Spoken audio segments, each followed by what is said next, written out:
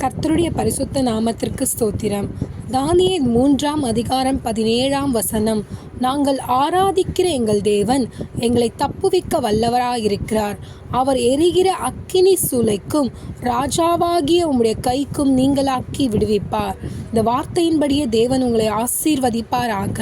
இந்த வார்த்தையில் பார்த்தீங்கன்னா, நாங்கள் ஆராதிக்கிற எங்கள் தேவன் எங்களை தப்புவிக்க வல்லவராயிருக்கிறார். இந்த வார்த்தையை நல்லா கவனித்து பார்த்தீங்கன்னா, தினந்தோறும் தேவன் ஒவ்வொரு நாளும் நம்மை தேவன் தப்புவித்து கொண்டே இருக்கிறார். அநேகருடைய கண்களுக்கு நம்மை தப்புவிக்கிறார்.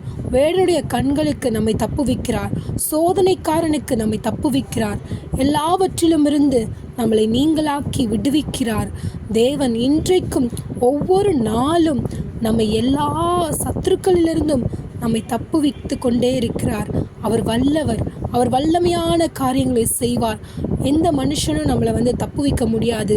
நம்ம ஒரு காரியத்தில் போய் மாட்டிக்கிட்டோன்னா எந்த மனுஷனும் நமக்கு உதவி செய்ய முடியாது. ஆனால் தேவன் ஒருவர் மாத்திரம்தான் நம்மை தப்புவிக்க வல்லவராயிருக்கிறார்.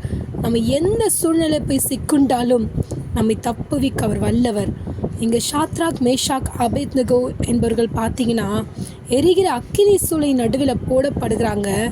அங்கேருந்து தேவன் அவர்கள் நடுவிலே அந்த எரிகிற அக்கினியிலிருந்து கர்த்தர் அவர்களை தப்புவித்தார். அதே போல் இன்றைக்கு உங்களை யாரெல்லாம் கர்த்தாவே ஸ்தோத்திரிக்கிறோம், உங்களை தூக்கி போடுகிறார்களோ, உங்களை அக்கினியில் போடுகிறார்களோ, அவர்கள் நடுவிலே நீங்கள் தேவனாகிய கர்த்தர் உங்கள் நடுவில் நின்று அவர்கள் மத்தியில் கர்த்தர் உங்களோடு கூட இருக்கிறார் என்பதை நிரூபித்து உங்களை எல்லா சூழ்நிலைகளிலிருந்தும் தப்புவிக்க அவர் வல்லவராயிருக்கிறார். கர்த்தர் தாமே இந்த வார்த்தையின்படி உங்களையும் உங்கள் குடும்பத்தையும் இயேசு கிறிஸ்து பாதுகாத்து தப்புவித்து வழிநடத்தும்படியாக ஜெபிக்கிறேன்.